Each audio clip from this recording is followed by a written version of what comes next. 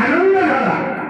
भगवान परमात्मा ज्या गोकुळात प्रगट झाला तिथं सर्व लोकांना गेल्याबरोबर सुख नावाची वस्तू परमात्मा गेल्याबरोबर गोकुळातले सर्व लोक नंदबाबा यशोदा गाई बछडे सर्वांना सुख प्राप्त झालं।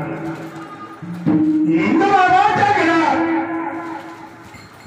परमात्मा गेल्याबरोबर बाळकृष्ण नंदाघरी गेल्याबरोबर आनंदी आनंद झाला।